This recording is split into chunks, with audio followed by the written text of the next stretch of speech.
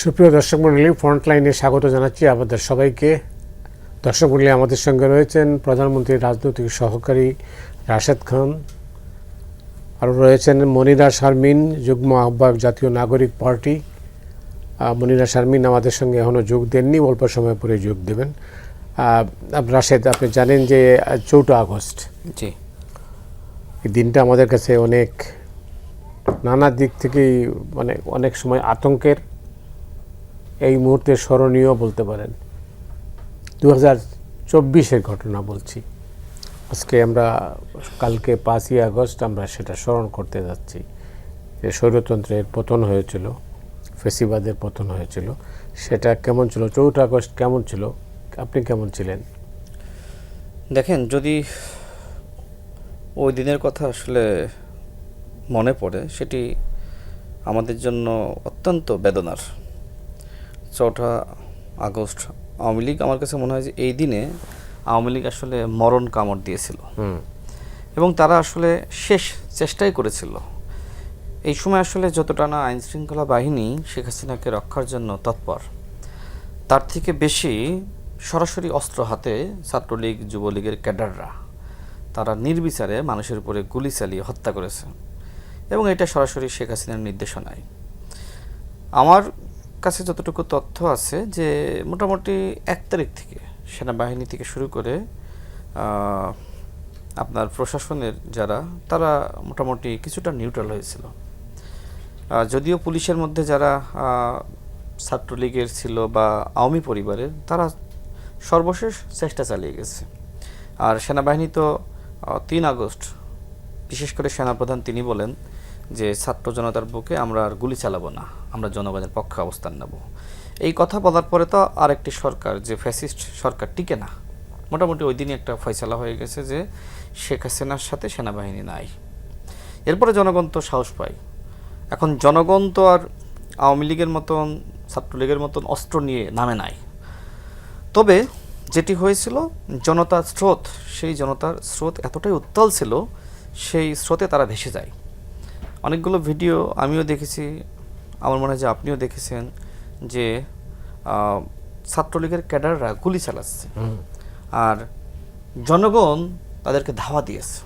একটা পর্যায়ে তারা কিন্তু পালিয়ে গেছে। তো 4 আগস্ট এই ঘটনাগুলো আসলে বেশি ঘটেছে।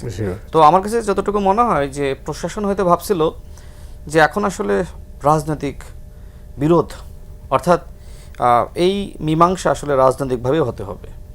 যদি আওয়ামী লীগ মাঠে টিকে যায়, সেক্ষেত্রে তারা হয়তো সেটি মেনে নিত যে আওয়ামী লীগ টিকে গেছে, মানে লড়াই করে। আর তাদের ভিতরে এই চিন্তাও ছিল, যদি আওয়ামী লীগ হেরে যায়, জনতা জিতে যায়, তাহলে ওইটাও আমরা গ্রহণ করব, এবং সেটি হয়েছে। তবে 4 আগস্ট এই ঘটনাটা বেশি ঘটেছে, রাজনৈতিক যে সংঘর্ষ এবং আওয়ামী লীগের পক্ষ থেকে জনতাকে এক ধরনের গুলি চালিয়ে নির্বিচারে হত্যা করার প্রবণতা, এই 4 আগস্ট বেশি ছিল। এবং জনগণ যে সময় মুক্তির বার্তা পেয়ে গেছে, সমস্ত রাষ্ট্রযন্ত্র এবং প্রশাসন এবং সারা দেশের মানুষ নেমে গেছে, সেই সময় আসলে আমার কাছে মনে হয় যে এই যে মানুষকে প্রতিরোধের জন্য সামনের দিকে নিয়ে যাওয়া, কাউকে না তো কাউকে নেতৃত্ব দিতে হয়, এই কাজটা আবার রাজনৈতিক কর্মীরা বেশি করেছে। যেমন অনেকগুলো ভিডিও দেখেছি যে ছাত্রদলের একজন নেতা, সবাই দাঁড়িয়ে আছে, সে হঠাৎ করে পুলিশের গাড়ির দিকে ধাওয়া দিয়েছে এবং সবাইকে ডেকেছে, আসেন আসেন। তো মানুষ এরকম নেতৃত্ব বিভিন্ন জায়গায় পেয়েছে। আমি শুধু বলছি না যে ছাত্রদলই এরকম নেতৃত্ব দিয়েছে, অন্যান্য রাজনৈতিক দল, সংগঠন, তারাও একই কাজটা করেছে। অর্থাৎ আমরা যে 16 বছর ধরে একটি লড়াই করছিলাম, রাজনৈতিক লড়াই, ওই লড়াইটা সফল হয়নি। এর মূল কারণটা হলো যে শুধুমাত্র রাজনৈতিক নেতৃবৃন্দই ছিল, সাধারণ জনগণ, শিক্ষার্থীরা ছিল না। তো যে লড়াইয়ে রাজনৈতিক নেতৃত্ব, সাধারণ মানুষ, শিক্ষার্থীরা, যুব নেতৃত্ব, যুব সমাজ, এমনকি সরকারের মধ্যে যারা ছিল, প্রশাসনের, সেটা সরকারের বিভিন্ন বাহিনীর, মানে সব মিলিয়ে সমস্ত উপাদান যে সময় প্রস্তুত হয়েছে, সেই সময় শেখ হাসিনার পতন হয়ে গেছে। বাট আমি এতটুকুই জানি যে শেখ হাসিনার পতন মোটামুটি 1 আগস্টেই সিদ্ধান্ত হয়ে গিয়েছিল যে তাকে আমরা আর সমর্থন করব না। তাই আমি এতটুকু শুনেছি। আমি গণ অভ্যুত্থান নিয়ে বিস্তর আমি এটা নিয়ে আসলে জানার চেষ্টা করেছি, বিশেষ করে যে সময় নাহিদ ইসলামরা তারা ডিবির হেফাজতে ছিল, তো ওই সময় কি ঘটেছিল সেই তথ্যগুলো আমি তাদের 6 জনের মধ্যে আমি 4 জনের সাথে কথা বলেছি। তো আমার তো মনে হয় না যে আর কারোর সাথে কথা বলার দরকার আছে, কারণ অধিকাংশ মানুষের সাথে কথা বললে আসলে সঠিক তথ্য পাওয়া যায়। আর বাকি কেউ কেউ আছে যে আমার সাথে কথা বলবে না, তথ্য দিবে না, তাই না? তো 4 জনের সাথে কথা বলে আমি যে তথ্য পেয়েছি সেটি হলো যে সময় মানে আমি ওই হেফাজতের কথা বলছি, 6 জন সমন্বয়ক, ওই সময় যে ঘটনা ঘটেছিল যে নাহিদ, আসিফ, বাকের মজুমদার আর নুসরাত তাবাসসুম, তাদেরকে যে সময় পুলিশ বা ডিবি নির্যাতন করছিল সে সময় আবার খুব সুখে সময় কাটাচ্ছিল হাসনাত এবং সার্জিস, ঠিক ওই মানে ডিবির ওই কার্যালয়ের মধ্যেই। তারা আসলে তাদের হাতে হ্যান্ডকাপ পরা ছিল না, তারা একজন সাধারণ মানুষের মতন সেখানে ঘুরছিল, পুকুর পাড়ে যাচ্ছিল, জুস খাচ্ছিল, এটা কিন্তু নির্মম সত্য। তো এই বিষয়ে আসিফ মাহমুদ যে বইটা লিখেছে আমি তাকে একবার জিজ্ঞেস করি যে সেখানকার ঘটনা তো মোটামুটি ওপেন সিক্রেট, কী কী ঘটেছিল, তো তোমার বইয়ে তো এগুলো নাই। তো সে আমাকে উত্তর দিল যে ভাই, আমার পক্ষে যতটুকুই সম্ভব হয়েছে আমি ততটুকুই লিখেছি, এবং অনেক কিছু আমি আসলে আকারে ইঙ্গিতে বোঝানোর চেষ্টা করেছি। তো এটা বাস্তব, যেহেতু আসিফ মাহমুদ সহ তারা একসাথে রাজনীতি করছে, সুতরাং সকল তথ্য আসলে সে হয়তো উন্মোচন করতে পারে নাই। কিন্তু আমি যতটুকু জেনেছি আমার স্টাডির মাধ্যমে, যেহেতু গণ অভ্যুত্থান নিয়ে আমি একটি ইতিহাস লিপিবদ্ধ করেছি, দীর্ঘ সময় আমি এর পিছনে সময় দিয়েছি। তো সেক্ষেত্রে আমার এই ফাইন্ডিংসগুলো যে গণ অভ্যুত্থানের পক্ষে প্রকৃতপক্ষে কাজ করছিল নাহিদ এবং আসিফ, এবং তাদের সাথে আরও যারা ছিল ছাত্র শক্তির নেতৃবৃন্দ। আর ওই সময় আসলে এক প্রকার শেখ হাসিনাকে রক্ষার জন্য চেষ্টা চালাচ্ছিল হাসনাত এবং সার্জিস, এবং যার কিছু প্রমাণও রয়েছে। নিশ্চয়ই আপনার খেয়াল থাকবে যে 19 জুলাই যেদিন আসলে আপনার মানে হাসিনা সর্বাত্মকভাবে প্রতিরোধ এবং মানে জনতাকে প্রতিরোধ এবং হত্যাযজ্ঞ চালায়, 19 জুলাই সব থেকে বেশি কিন্তু মানে সেটা 16 জুলাই, 17 জুলাই, 18 জুলাই, 19 জুলাই ওই সময় জাতিসংঘের লোগো সম্বলিত যে এপিসি সেটা নিয়েও কিন্তু বের হয়েছিল প্রশাসনের লোকজন, তাই না? তো ওই সময় হাসনাত এবং সার্জিস যদি আওয়ামী লীগের মন্ত্রীদের সাথে বৈঠক করতে পারে, তো তারা কি না করতে পারে? ওই সময় তো নাহিদ আসিফও তো চাইলে বৈঠক করতে পারতো। হাসনাত এবং সার্জিস অনেককে বৈঠকে নেওয়ার চেষ্টা করেছে, এমনকি যে হাসিব আল ইসলাম, 3 জন না, ওই সংলাপে তো 3 জন ছিল। তো হাসিব আল ইসলামের সাথে আমার কথা হয়, সে আমাকে বলে যে হাসনাত আবদুল্লাহ আমার স্যার ছিল, মানে সে ফোকাসে কোচিং করতো আর হাসনাত আবদুল্লাহ ফোকাসের শিক্ষক ছিল। তো সেই সূত্র ধরে আমি তাকে স্যার ডাকি। তো আমার স্যার আমাকে ফোন দিল, মানে হাসনাত আবদুল্লাহ সেই হাসিবকে ফোন দিয়ে বলল যে তোমাকে আসতে হবে, আজকে মিটিং আছে এবং তারা চাচ্ছে মিটিংটা হোক। তো সেই সময় হাসনাত আবদুল্লাহ চাংখার বলে একটি মেসে হাসিব থাকতো, সেখানে গিয়ে হাসিবকে নিয়ে আসে মিটিংয়ের জন্য। আরও অনেক সমন্বয়ককে তারা কিন্তু যোগাযোগের চেষ্টা করেছে, কেউই সাড়া দেয়নি। একমাত্র হাসিব যেহেতু স্যার হয় তো বিশ্বাস করে গিয়েছিল, হাসিবের সাথে আমি কথা বলেছি। তো সব মিলে আমি হাসিবের বলবো যে হাসিব এক ধরনের দুর্বলতা ছিল, এবং সে এই ঘটনার জন্য লজ্জিত। গণ অভ্যুত্থানের পরে সে ফেসবুকে একটি পোস্ট করেছিল, সেই পোস্ট ছিল এরকম যে 19 জুলাইয়ের ওই ঘটনার জন্য আমি অত্যন্ত বিব্রত, ক্ষমা প্রার্থী, এবং এই ঘটনা আমাকে সবসময় পীড়া দেয়। মানে কি, সে বাধ্য হয়ে এই কাজটা করে নাই। কিন্তু এখনো পর্যন্ত আজ অবধি হাসনাত এবং সার্জিস কি ওই ঘটনার জন্য জাতির কাছে দুঃখ প্রকাশ করেছে? তারা তো পাবলিক ফিগার, দুঃখ প্রকাশ করলে তো মিডিয়াতে আসতো, তাই না? তো ঠিক আছে, আপনি যদি মনে করেন যে আপনাকে ভয় দেখিয়ে নিয়ে গেছে, ভয় তো আমাদেরকেও দেখিয়েছিল। আমিও তো 2018 সালের কোটা আন্দোলনের সময় অ্যারেস্ট হয়েছিলাম, একটানা 15 দিন রিমান্ডের নির্যাতনের শিকার হয়েছি। জেল থেকে বের হয়ে আমরা তো বলি নাই আন্দোলন শেষ, বরং জেল থেকে বের হয়ে সরাসরি ঢাকা বিশ্ববিদ্যালয়ে ছুটে গিয়েছি এবং ওই সময় বিক্ষোভ মিছিল করেছি, যতক্ষণ না পর্যন্ত গেজেট প্রকাশ করেছে আন্দোলনটা চালিয়ে গিয়েছি। তার মানে কি? তার মানে গণ অভ্যুত্থানের সময় একটি পক্ষ শেখ হাসিনার সাথে আপোষ করছিল নিজেদেরকে বাঁচানোর জন্য, এবং সেই পক্ষ ছিল হাসনাত এবং সার্জিসের নেতৃত্বে। আর একটা পক্ষ আপোষহীনভাবে লড়াই করছিল, সেটা নাহিদ এবং আসিফের নেতৃত্বে। তো গণ অভ্যুত্থানের এই হিস্ট্রি রয়েছে, এখন এই হিস্ট্রিটা আমরা জানি না। আবার মানে আপনি কি মনে করেন এই পরিবর্তনটা অনিবার্য ছিল? মানে শেখ হাসিনার পতন, দেখেন হত্যার পরে তো টাকা যায় না। আপনারা আমাদের থেকে অনেক সিনিয়র, 90-এর গণ আন্দোলন আপনাদের সামনেই সংগঠিত হয়েছে। এরশাদের পতন হলো কেন? এই যে শিক্ষার্থীদেরকে গুলি চালিয়ে হত্যা করছে। এরপরে আপনার 71-এর যুদ্ধ হলো কেন? বৈষম্য, হত্যা, নিপীড়ন করা আমাদের এই বাংলার মানুষকে। অর্থাৎ হাসিনা মূলত হাসিনার পতন ঘটিয়েছে। হাসিনার পতন ঠিক আছে আমরা প্রতিরোধ করেছি, কিন্তু তার ভুল, তার এই পতনটা নিশ্চিত করেছে। আমরা তো কোনো রাজনৈতিক আন্দোলনের মাধ্যমে, গণ আন্দোলনের মাধ্যমে বা মেটিকুলাস ডিজাইনের মাধ্যমে হাসিনার পতন ঘটায়নি, এটা তো বাস্তব। আমি বাস্তবতার আলোকেই কথা বলবো, তাই না? হাসিনার পতন হয়েছে একটা সামাজিক আন্দোলনের মাধ্যমে, যে যখন শেখ হাসিনা একদিনে বিশেষ করে আপনার 16 জুলাই 6 জনকে গুলি চালিয়ে হত্যা করলো। এখন এই হত্যার নির্দেশনা শেখ হাসিনা দিয়েছিল, নাকি আসলে প্রকৃতপক্ষে মানে যারা প্রশাসনে ছিল তারা মানে শুরু থেকে, যেহেতু হাসিনার নির্দেশনা আগে থেকেই ছিল যে যেখানেই আন্দোলন সেখানেই তোমরা সেটা দমন করবা।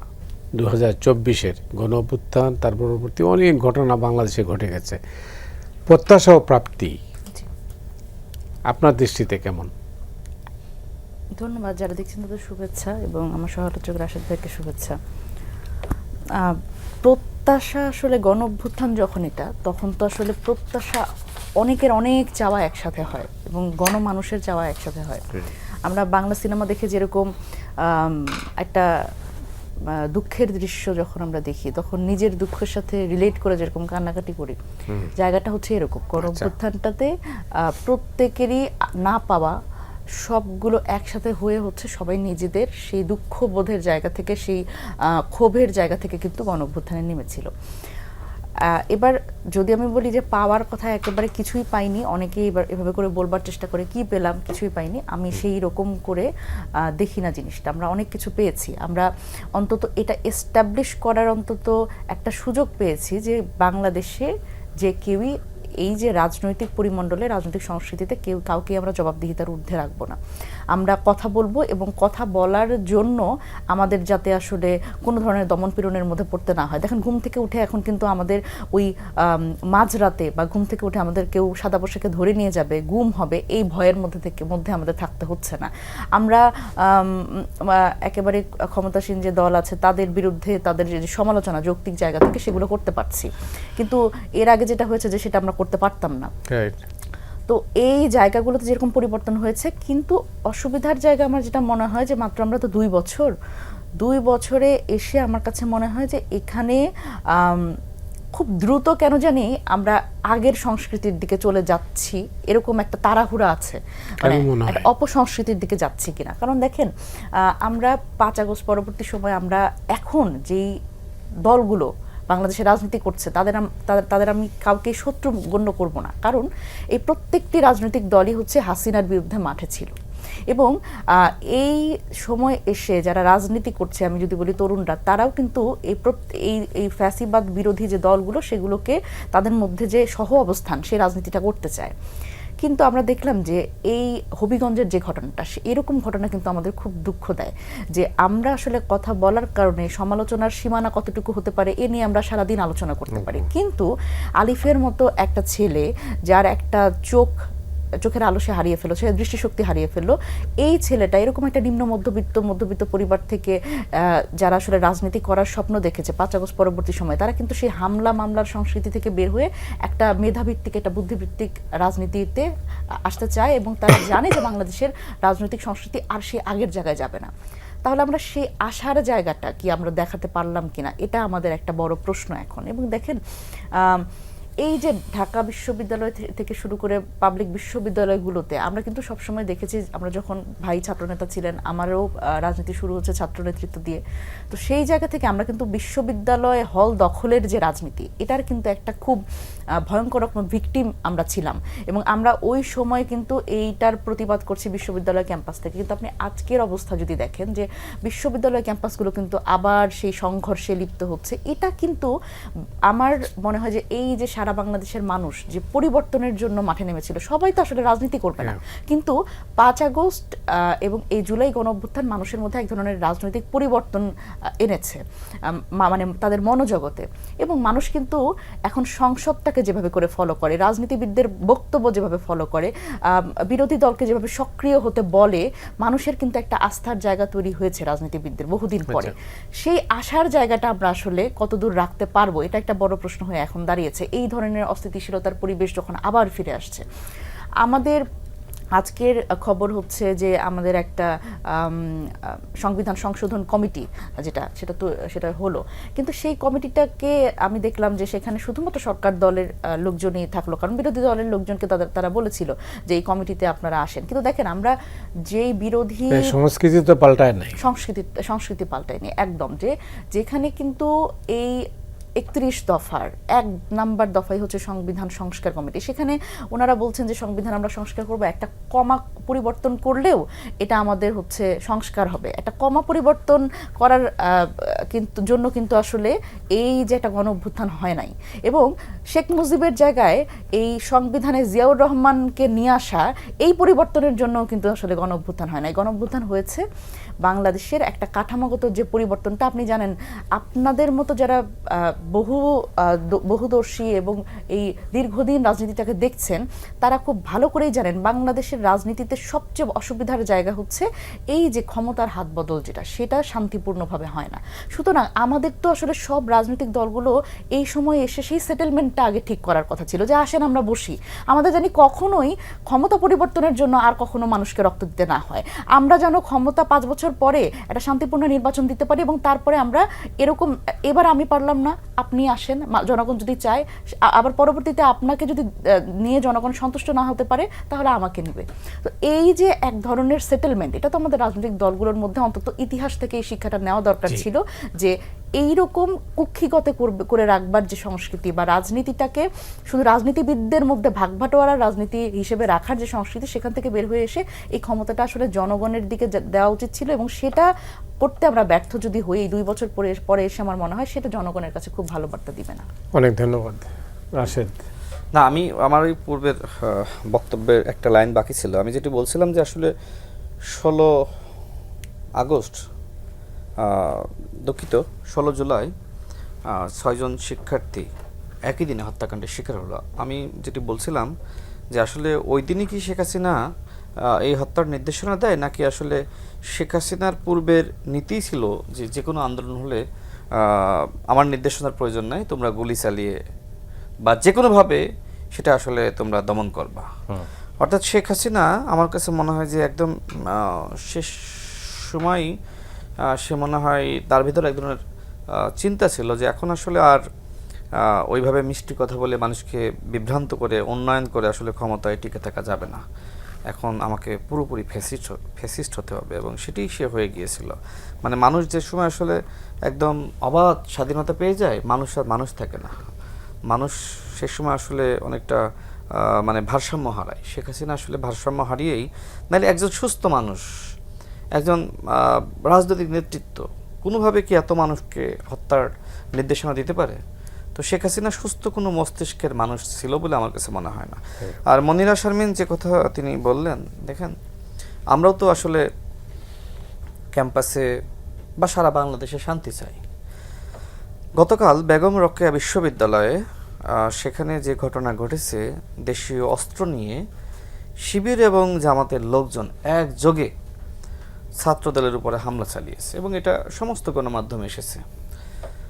দেখেন, শিবিরের সাথে ছাত্রদলের দূরত্ব বা রাজনীতি বিরোধ এটা হতেই পারে, কিন্তু আপনি জামাত ইসলামকে সাথে যুক্ত করবেন, আপনি বহিরাগতদের নিয়ে আপনি ক্যাম্পাসে ঢুকে ছাত্রদলকে বিতরিত করবেন। এরপরে দেখলাম যে জামাত এবং শিবিরের সারা দেশের নেতাকর্মীরা তারা খুব নগ্ন উল্লাস করতেছে। তারা বলতেছে যে এইভাবে প্রত্যেকটা ক্যাম্পাস থেকে ছাত্রদলকে বিতাড়িত করতে হবে। এমনকি ছাত্র শিবিরের সভাপতি তিনিও একই ধরনের পোস্ট করেছেন। এখন ছাত্র শিবির কি বোঝে না তাদের সক্ষমতা কতটুকু? হ্যাঁ, বেগম রোকেয়া বিশ্ববিদ্যালয়ে আমি যতটুকু জানি, আবু সাইদ হত্যাকাণ্ডের পরে সেখানকার ছাত্র রাজনীতি অনেকটা আসলে বলা যায় নাই বললেই চলে, কেউ ওই অর্থে প্রকাশ্যে রাজনীতি করে না। দেখেন, যেখানে কোনো ছাত্র সংগঠনের রাজনীতি নাই সেখানে শিবিরের গুপ্ত রাজনীতি আছে। আমি আপনাকে চ্যালেঞ্জ করে বলছি যে বুয়েটে ছাত্র রাজনীতি নিষিদ্ধ, কিন্তু শিবিরের রাজনীতি সেখানে আছে, এবং এটা সবাই জানে, ওপেন সিক্রেট, যে গুপ্ত রাজনীতি এমন একটা রাজনীতি যেখানে রাজনীতি নিষিদ্ধ থাকে, সেখানে খুব সুন্দরভাবে এই রাজনীতি চালানো যায়। যেমন জাহাঙ্গীরনগর বিশ্ববিদ্যালয়ে রাজনীতি নিষিদ্ধ ছিল, তাই না? এবং ছাত্র শিবির সেখানে রাজনীতি করতে পারতো না। নিষিদ্ধ বলতে ছাত্র শিবিরের রাজনীতি। অথচ দেখেন ছাত্র সংসদ নির্বাচনকে কেন্দ্র করে কিভাবে ছাত্র শিবির বের হয়ে আসলো। ঠিক বুয়েটেও একই অবস্থা রয়েছে।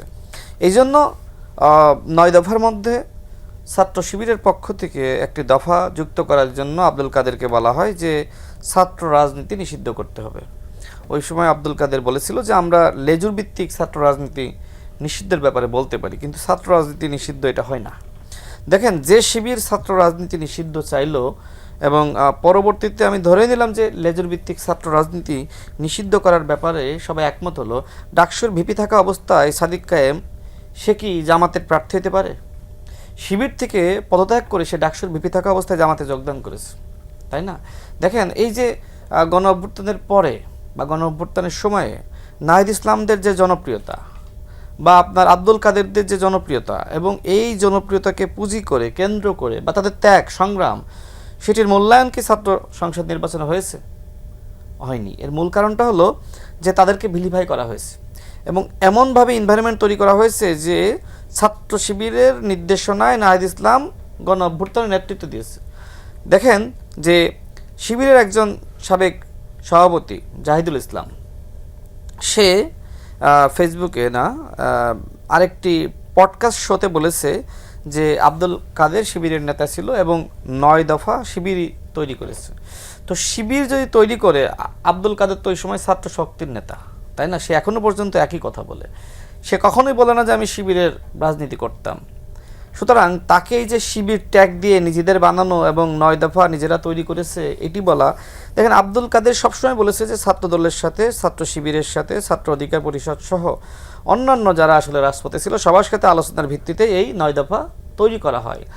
শিবির আসলে কাউকে কৃতিত্ব দিতে চায় না। সর্বশেষ যেটি হলো যে জামাতের একজন এমপি শফিকুল ইসলাম মাসুদ সাহেব, তিনি বলেছেন যে জুলাই গণ অভ্যুত্থানের মাস্টারমাইন্ড জামাত এবং শিবির। আই থিঙ্ক আমাদের বোন মনিরা শারমিনরা এই কথাগুলো শুনেছে, কিন্তু তাদের মুখে প্রতিবাদ নাই। কারণ আমার যেটি ধারণা যে ছাত্র সংসদ নির্বাচনে তাদের প্যানেলের প্রার্থীদেরকে, মানে তাদের যে ছাত্র সংগঠন এমনভাবে হারিয়েছে, তারা মনে করে এখন যদি আমরা জামাতের এই বিষয়গুলোতে যৌক্তিক বিরোধিতা করি, সেক্ষেত্রে আমাদের তো এবার যতগুলো আসন ছাড় দিয়েছে বা আমরা যতগুলো এমপি হয়েছি, মোটামুটি এক্ষেত্রে জামাতের বড় একটি ভূমিকা, ভবিষ্যতে হয়তো আমাদের একজনও সংসদীয় রাজনীতিতে টিকতে পারবে না বা এমপি হতে পারবে না, বা একটা চাপ আর প্রত্যাশার জায়গা থেকে তারা জামাতের এই যে মানে কথাবার্তাগুলো, বিশেষ করে তারা নাকি মাস্টার মাইন্ড জুলাইয়ের, এই বিষয়ে তাদের কোনো প্রতিবাদ দেখি নাই।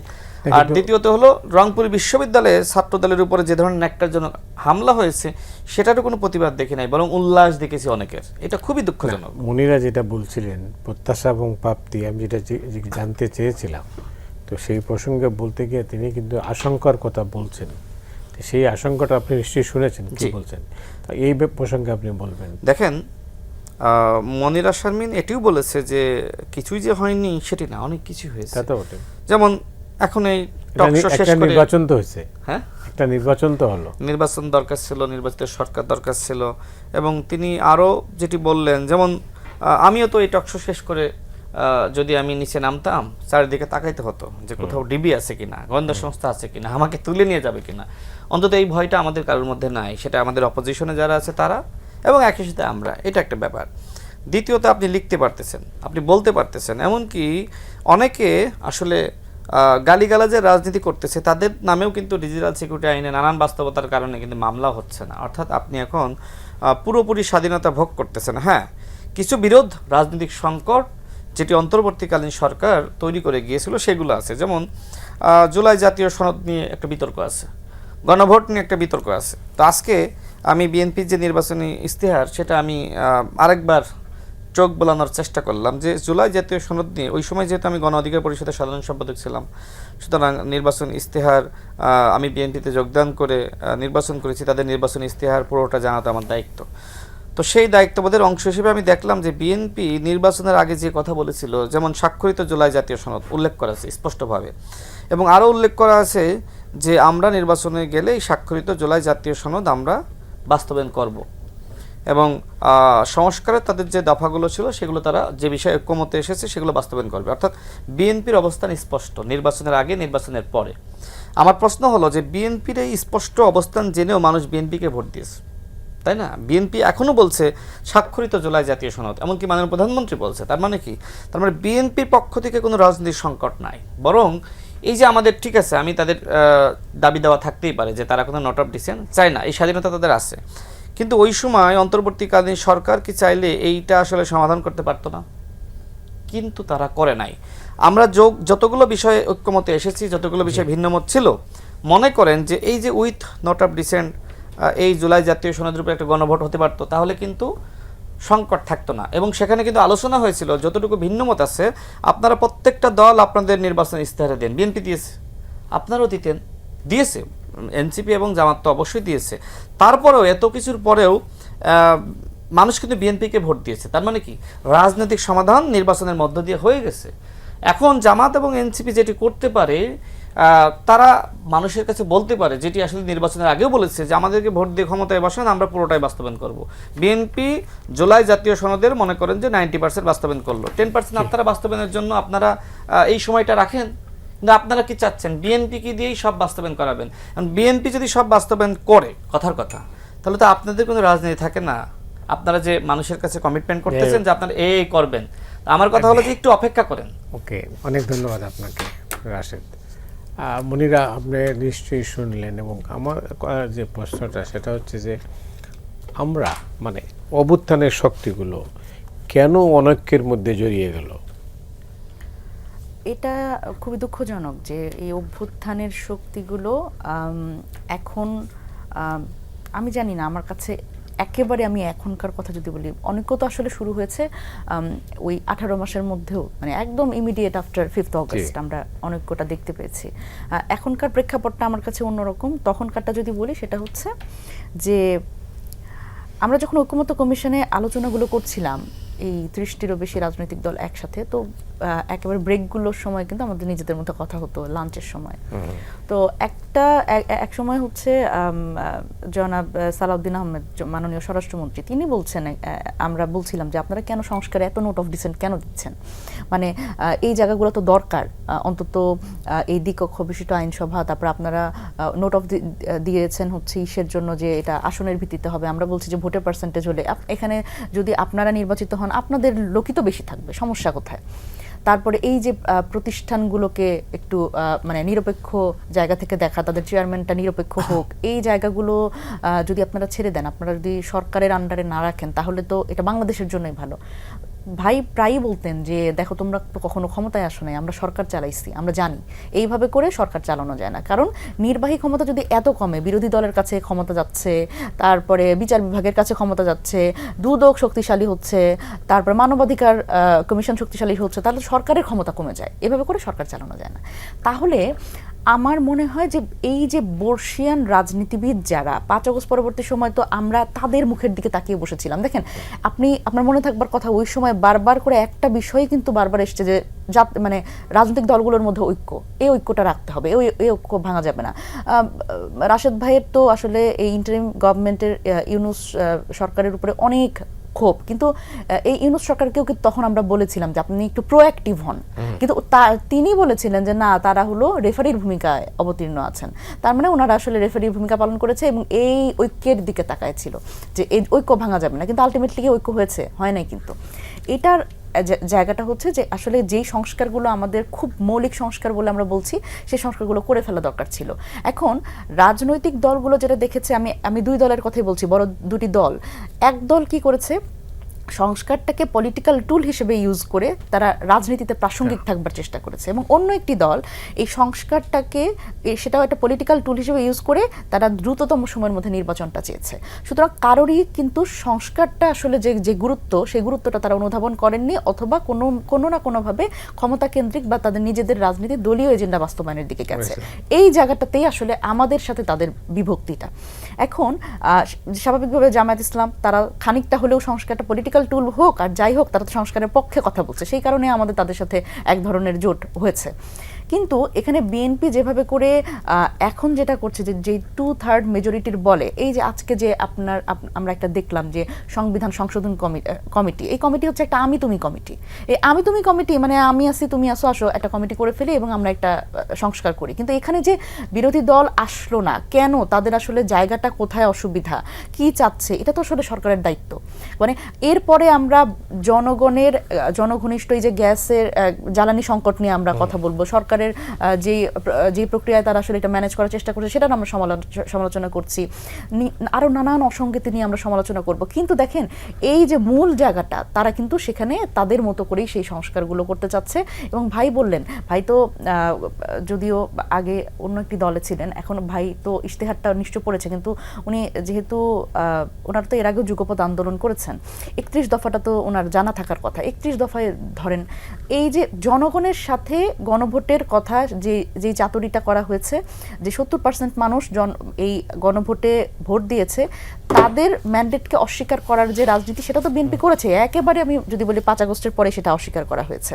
এবং সেটা বাদ দেন, জনগণের সাথে না হয় জনগণ একটা মানে স্বীকার করতে চায় না রাজনৈতিক দলগুলো জনগণের যে ক্ষমতাটা, কিন্তু তারা তো নিজেদের যে 31 দফা সেটার সাথে তো বেইমানি করলো। 31 দফার 1 নম্বর দফায় তারা হচ্ছে বললো যে না, তারা এখন সেটা ভুলে গেছে। বেশিরভাগ বিএনপির নেতাকর্মী, নেতারা এবং এমপিরা এখন ডিমেনশিয়া রোগে ভুগছে, তাদের কিচ্ছু মনে নাই। আগে যা যা বলছে সব কিছু ভুলে গিয়ে এখন তারা শুধুমাত্র বলছে জুলাই সনদ অক্ষরে অক্ষরে পালন করবো। দেখেন এখন জুলাই সনদ অক্ষরে অক্ষরে পালন করবো, এটা বলার মধ্যে একটা চাতুরি আছে। সেটা হচ্ছে জুলাই সনদ তো আসলে বলাই হয়েছে, আপনি গণভোটের যদি 4টা প্রশ্ন পড়েন, 4 নম্বর দফাতে বলা হয়েছে যে অপরাপর এই 3টা ছাড়া অপরাপর সংস্কারগুলো রাজনৈতিক দলগুলো জুলাই সনদে যেভাবে করে বলেছে, যা নোট অফ ডিসেন্ট আছে সে বাস্তবায়ন করবে না, আর যা নোট অফ ডিসেন্ট নাই সে তার ইশতেহার অনুযায়ী বাস্তবায়ন করবে। কিন্তু বাকি 3টা দফার কি হলো? আমার প্রতিষ্ঠানগুলো কি আসলে নিরপেক্ষকরণ দরকার ছিল না? আপনি দেখেন এই বাংলাদেশ ব্যাংকে এই মবের কথা বলা হয় না, মব তো বাংলাদেশ ব্যাংকে একটা সরকারের মানে স্টেট স্পন্সর্ড মব আমরা দেখলাম। একজন বাংলাদেশ ব্যাংকের গভর্নরকে যেভাবে করে মব করে নিজের দলীয় গভর্নরটা বসিয়ে যেভাবে করে তাকে মানে এই ব্যাংকিং খাতটাকে আবার ভালনারেবল করে দেওয়া হলো, এবং এই সংস্কারটা ব্যাংকিং খাতে যে সংস্কারগুলো এবং যেই মানে বাংলাদেশ থেকে চলে যাওয়া যে টাকাগুলো, সেই টাকাগুলো ফিরিয়ে আনার যে উদ্যোগগুলো মনসুর সাহেব নিয়েছিলেন, সেগুলোর পথটাও তো বন্ধ করে দেওয়া হলো। কিন্তু এইভাবে করে শুধুমাত্র বাংলাদেশ ব্যাংক না, প্রতিষ্ঠান বলতে এখানে মাঠ ঘাট দখলের মতো, চর দখলের মতো বিশ্ববিদ্যালয়গুলোকেও দখল করা হয়ে গেছে। আপনি একটা বিশ্ববিদ্যালয় বাংলাদেশ এখন দেখাতে পারবেন না যেখানে কোনো নিরপেক্ষ কোনো একজন মানে প্রশাসক আছে বা ভিসি আছে, কেউ নাই। একদম প্রক্টর থেকে শুরু করে পুরো অ্যাডমিনিস্ট্রেশন এখন সাদা দল। মানে এই যে নীল দলের পরিবর্তনটা যদি আপনি আমাকে বলেন যে এই জায়গাগুলোতে প্রতিষ্ঠানে কি পরিবর্তন হয়েছে, নীল দলের জায়গায় সাদা দল এসে দখল করেছে। আপনি ধরেন ব্যাংকগুলোতে আগে বঙ্গবন্ধু পরিষদ ছিল, স্বাধীনতা ব্যাংকার্স পরিষদ ছিল, এখন সেটা জিয়া পরিষদে পরিণত হয়েছে। সুতরাং এই যে প্রতিষ্ঠানগুলো যে দলীয়করণ এবং প্রতিষ্ঠানের ভেতরকার রাজনীতি, এটা তো বাংলাদেশের মানুষকে কোনোভাবে সার্ভ করে না।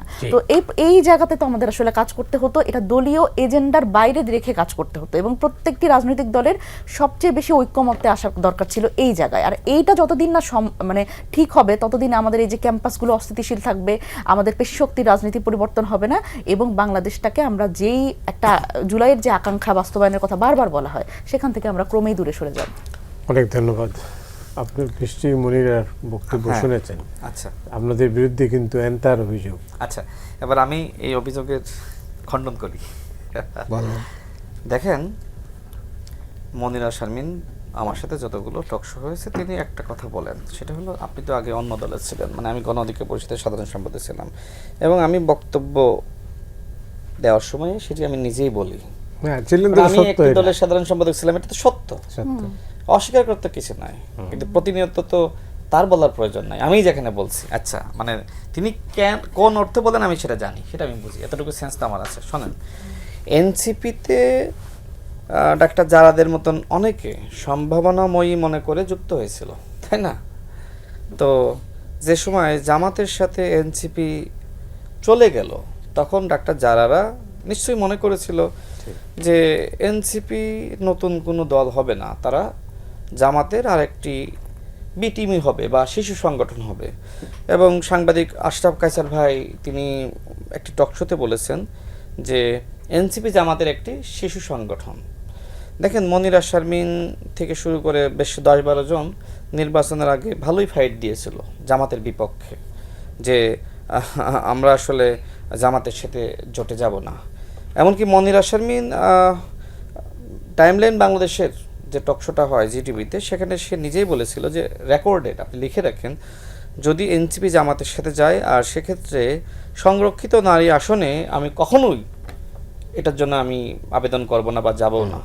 মনিরা শারমিন কিন্তু ঠিকই পরবর্তীতে সংরক্ষিত নারী আসনে বসার জন্য তিনি অনেক চেষ্টাও চালিয়েছেন, আমিও সমর্থন করি। কিন্তু কথা হলো তিনি কেন বসবেন না? কিন্তু বসবেন, কিন্তু কথা হলো আপনি অতীতে কি বলেছিলেন আর পরবর্তীতে কি করলেন। তো বাংলাদেশে এই ধরনের পলিটিক্যাল ক্যারেক্টার অনেকেরই আছে। আপনি কি ওই যে সিদ্ধান্ত আপনারা নিছেন এগুলো জাস্টিফাই করতে যাচ্ছেন? না, আমি বলতেছি, আমি আসতেছি, মানে তিনি যখন আমাকে নিয়ে বলেন, অন্যকে নিয়ে বলেন, তখন তার কিছু ভুলভ্রান্তি না, সিদ্ধ বলতে হয়। আপনি একটু মানে বক্তব্যটা যেটা প্রশ্নের উত্তর দেন, আমি তো ভাই প্রশ্নের উত্তর দিলাম, আপনি তো আপনি সব জায়গায় গিয়ে যদি কাদা ছোড়াছুড়ি রাজনীতি করেন এটা তো হয় না। শুনেন, আপনি যেভাবে করে কথা বলেন, আমি তো শেষ করি, আপনি একটু প্রসঙ্গে আসেন। আমি অনুরোধ করব নোট করার জন্য। আপনি প্রসঙ্গে আসেন। আমি প্রসঙ্গে আছি। হ্যাঁ, প্রসঙ্গে তো আমার কথা হলো যে আপনি যে বলতেছেন, দেখেন বাংলাদেশে যে কোটা সংস্কার আন্দোলনকে কেন্দ্র করে গণ অভ্যুত্থান সংগঠিত হবে, এটা তো আসলে কেউই জানতো না। তবে গণ অভ্যুত্থানের মধ্য দিয়ে হাসিনার পতন হবে, সেটা যে কোনো বাস্তবতায় গণ অভ্যুত্থান ছাড়া পতন সম্ভবপর ছিল না, এবং সেটাই হয়েছে। কিন্তু আমার কথা হলো যে মহান আল্লাহ রাব্বুল আলামিন আপনাদের হাতে একটি সুযোগ দিয়েছিল।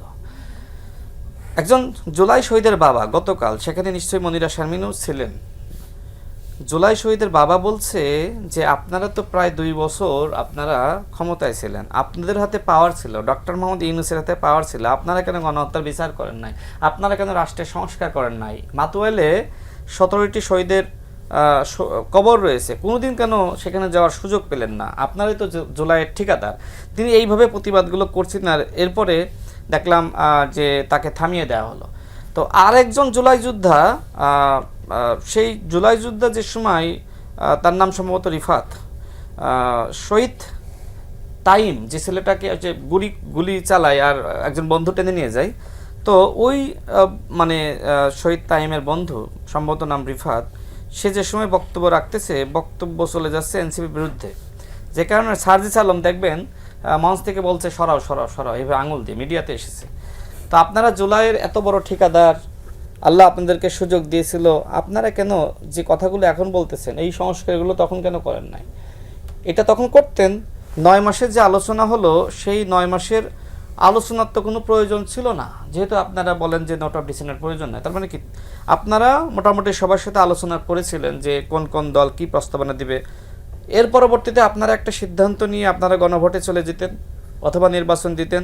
তাহলে এই যে 18 মাস ধরে আপনারা ক্ষমতায় থাকার কারণে যে বিতর্কগুলো আপনাদের নামে সৃষ্টি হলো, যেমন হান্নান মাসুদ মোহাম্মদপুরে থানা থেকে চাঁদাবাজদেরকে ছাড়িয়ে আনলো, এরপরে আসিফ মাহমুদের বিরুদ্ধে কত শত কেলেঙ্কারি, অনেকগুলো বিষয় আমি নিজেও জানি, তাদের এপিএসের নামে কেলেঙ্কারি, নাহিদ ইসলামের পিও তার নামে নগদের কেলেঙ্কারি, ডিসি নিয়োগের কেলেঙ্কারি, এরপরে বন্দরের উপদেষ্টা হওয়া, এরপরে আওয়ামী লীগের এমপিদের বাসায় গিয়ে চাঁদাবাজি করা, 2-1 জন এখনো পর্যন্ত মানে কারাগারেই রয়েছে, তারপরে এনসিটিভির কেলেঙ্কারি। এখন আমাকে হয়তো বলা হবে যে এগুলো তো একটা সত্য না, দেখেন এগুলো প্রত্যেকটাই সত্য, এবং এগুলো ওই সময়কার বাস্তবতায় সত্য ছিল বলেই আপনারা অনেকের বিরুদ্ধে তদন্ত করে তাকে বহিষ্কারও করেছিলেন। কিন্তু মানুষ তো এগুলা মানে মানুষ তো চেয়েছিল একটা পরিবর্তন। আমি তো সেটাই বলছি, 18 মাসে যদি হলো না কেন? 18 মাসে যদি ডক্টর মোহাম্মদ ইউনূস এই যে এখন যে প্রত্যাশাগুলো আমাদের বোন মনিরা শারমিন করতেছেন, যদি সেই সময় ডক্টর মোহাম্মদ ইউনূসকে চাপ দিতেন তাহলে অনেক পরিবর্তন ওই সময় হয়ে যেত। কিন্তু ডক্টর মোহাম্মদ ইউনূস যেহেতু বারবার বলছিল যে ছাত্রদের উচিত একটি দল গঠন করা, এমনকি এনসিপির ওই সময় নিবন্ধন ছিল না, নিবন্ধন না থাকার পরেও 3 নম্বর দল হিসেবে জাতিসংঘ থেকে শুরু করে আন্তর্জাতিক মহলের কাছে নিয়ে গেছে, এমনকি মানে এনসিপি ঘনিষ্ঠ একজন তরুণ, সেই সময় সে বিশেষ সহকারী, তাকে বহির্বিশ্বের কাছে আন্তর্জাতিক মহলের কাছে মাস্টার মাইন্ড হিসেবে পরিচিত করিয়ে দিয়েছে। মানে এনসিপির জন্য ডক্টর মোহাম্মদ ইউনূস এমন কোনো কাজ নাই যে করে নাই। সেই সময় ডক্টর মোহাম্মদ ইউনূস এনসিপির কাছে আসলে অত্যন্ত একজন ভালো মানুষ ছিলেন, আর নির্বাচনের পরে এখন ডক্টর মোহাম্মদ ইউনূস তাদের কাছে সবথেকে খারাপ মানুষ। আমি জানি না যে রাজনীতিতে এই চরিত্র কেন হয়, যে আজকে ডক্টর মোহাম্মদ ইউনূস আপনার জন্য আশীর্বাদ আর আগামীকাল সে আপনার জন্য অত্যন্ত মানে খারাপ হয়ে গেল, এটা কেন? মানে ঠিক আছে, আমি এটি বলেই শেষ করব যে বাংলাদেশের যারা রাজনৈতিক নেতৃত্ব তারা হয়তো পুরোপুরি সব কথা সবসময় রাখতে পারে না, কিন্তু আপনারা তো ফেরেস্তা, আমি তো এনসিপিকে ফেরেস্তাই মনে করি। তো আপনারা ফেরেস্তারা কেন আসলে কথাগুলো জনগণকে যা দিয়েছিলেন রাখতে পারলেন না? একটা জুলাই স্মৃতি ফাউন্ডেশন চালাইতে পারেন নাই, এবং পদত্যাগ পর্যন্ত করেছিল সার্জিস আলম। তাহলে রাষ্ট্র কিভাবে চালাবে? রাষ্ট্র চালানো কি এত সহজ নাকি? সর্বশেষ কথা বলি যে এনসিপির প্রতি আমরা সবসময় শুভকামনা ব্যক্ত করি। এনসিপি এখন তো পুরোপুরি জামাত শিবিরের নিয়ন্ত্রণে। এনসিপি একটি নতুন দল ছিল, সেই দল কি আছে? বাংলাদেশের কেউ বিশ্বাস করে বাংলাদেশে এনসিপি নামক কিছু আছে? কিন্তু এনসিপি নামক একটা বড় দল হওয়ার কথা ছিল, যারা আওয়ামী লীগের ওই শূন্যতা পূরণ করবে। মনিরা শারমিনদের যে চাওয়া বা দাবি সেটা যৌক্তিক ছিল, আমি সমর্থন করেছিলাম। আমার প্রশ্ন হলো সেই মনিরা শারমিন তিনিই কেন আবার সেই জামাতের পক্ষে এখন টকশোতে বয়ান উৎপাদন করেন? তিনি তো সবসময় জামাতের বিরুদ্ধে অবস্থান নিয়েছিলেন। এমনকি নাহিদ ইসলাম নিজেই বলেছিলেন এদেশের মানুষ জামাতের নেতৃত্বকে গ্রহণ করবে না। মনিরা শারমিন সেটা বিশ্বাস করেছিলেন, কিন্তু সেই মনিরা শারমিন নাহিদ ইসলামরা কিভাবে এখন জামাতের নেতৃত্বকে গ্রহণ করলেন? মনিরের কথা শুনি তাই। জি, অনেক ধন্যবাদ। প্রথমত হচ্ছে দেখেন, যখন আমাদের প্রিয় বড় ভাই রাশেদ ভাই যখন আসলে এখন কথা বলেন, আমার মনে হয় যে ওনার একটু কথাবার্তা যখন উনি আগে বলতেন, আগের কথাবার্তার সাথে একটু মানে তথ্য উপাত্ত যুক্ত করে কথা বলা দরকার। কারণ কি, আগে তার প্রোপাগান্ডা ছড়াইতেন, প্রোপাগান্ডা মেশিনের মতো কথা বলতেন। এখনও যদি উনি তাই করেন, এটা কিন্তু জনাব তারেক রহমান মাননীয় প্রধানমন্ত্রী, ওনার একটা বদনাম হয়। কারণ এখন ভাই হচ্ছেন ওনার রাজনৈতিক উপদেষ্টা, এখন প্রধানমন্ত্রী রাজনৈতিক উপদেষ্টার কথাবার্তা যদি এরকম অসংলগ্ন হয়, তাহলে সেটা হচ্ছে প্রধানমন্ত্রীর বদনাম। এখন আমি বক্তব্য সেটা হচ্ছে হ্যাঁ অসংলগ্ন, প্রচন্ড রকম অসংলগ্ন। আপনি একটু শোনেন ঠান্ডা মাথায়। সেটা হচ্ছে ঘটনা হইলো যে এই যে বললেন যে প্রতিপক্ষ মানে বিরোধী রাজনৈতিক দলকে যেভাবে করে ডিফেম করার যে একটা সংস্কৃতি, এখান থেকে কিন্তু মানে কোনোভাবেই আমরা বের হয়ে আসতে পারি নাই। মানে এই যে ভাই বললেন যে সংরক্ষিত নারী আসনের কথা, এটা আমি একটু বক্তব্যটা একটু বলি, যেহেতু আমার বিষয়ে ব্যক্তিগত একটা আক্রমণ, সেখানে আমি বলি। দেখেন, জামায়াতের সাথে আমাদের যে জোটটা, এই জোটটা কিন্তু প্রথমত আমরা জামায়াতের সাথে জোট করব কিনা বা কোনো দলের সাথে জোট করব কিনা, এই ব্যাপারে কিন্তু আমাদের প্রথমে যে সিদ্ধান্ত, সেখান থেকে সরে এসে কিন্তু পরবর্তীতে এই জোটটা। এখন প্রথমত আমি নিজেও এই জোটকে সমর্থন করি নাই, এটা আমি সব সময় বলি। কিন্তু পরবর্তীতে যখন আসলে আমরা যখন হ্যাঁ ভোটের ক্যাম্পেইনে গেলাম এবং সারা বাংলাদেশে আমরা এই যে 30টি আমাদের জায়গা ছিল, আসন ছিল, সেই আসনে আমরা যখন গেলাম, আমরা কিন্তু সাধারণ মানুষের পক্ষ থেকে এক ধরনের কথা শুনলাম যে স্বাভাবিকভাবে 2টা বছরও মানে 1-1.5 বছরের মাথায় আমাদের একটা নির্বাচন ফেস করতে হয়েছে। স্বাভাবিকভাবে আমরা সাংগঠনিক জায়গা থেকে আমরা দুর্বল ছিলাম, এটা তো অস্বীকার করবার কোনো কারণ নাই। তো সেই জায়গা থেকে এবং বাংলাদেশের যে দেখেন রাজনৈতিক সংস্কৃতি কিভাবে পরিবর্তন হয় না, এটারও একটা খুব বড় জায়গাতে আমরা হোঁচট খেয়েছি যখন নির্বাচনটা এসছে। কারণ এই যে পেশি শক্তির রাজনীতি, ক্যাডার ভিত্তিক সংগঠনগুলো, এবং তারা যেটা করেছে, যেভাবে করে আসলে তারা হলফনামায় মিথ্যা তথ্য দিয়ে তারা নির্বাচনে যত টাকা পয়সা খরচ করে, আমাদের তো তরুণ রাজনৈতিক দল হিসেবে আমাদের তো আসলে ওই সক্ষমতাই ছিল না আমরা 300 আসনে তখন আমরা মানে নির্বাচন করব, কারণ এই পরিমাণ টাকা পয়সা আমাদের ছিল না। এখন সেই জায়গা থেকে আমাদের এই জোট এবং সংস্কার ইস্যুতে আমাদের সাথে আসলে থাকা দরকার ছিল। এবং দেখেন, যখন সংরক্ষিত নারী আসনের কথা বলে, এনসিপির দুইটা সংরক্ষিত নারী আসন ছিল, সেখানে এনসিপির পক্ষ থেকে একজনের যাওয়ার কথা ছিল। এনসিপির যে 6 জন যে এমপি, তাদের থেকে একজনই পায় এবং জামাত থেকে একজনকে দেওয়া হয়েছিল, যেটা হচ্ছে মাহুদা মিতু পেয়েছে। এবং এনসিপি থেকে যাদের যাওয়ার কথা ছিল, সেইখানে আমার নামটা বারবার উঠে এসেছে। সেই জায়গায় হচ্ছে হয়তো আমার নামটা ভাই ভুলে গেছেন। হ্যাঁ, আমি শেষ করব। এখন অন্তর্বর্তীকালীন সরকারের দেখবেন কি যে অন্তর্বর্তীকালীন সরকারের যত বদনাম সব হচ্ছে এনসিপির। অথচ অন্তর্বর্তীকালীন সরকার যখন ছিল, আমরা তার অনেক পরে এনসিপি গঠন হয়েছে।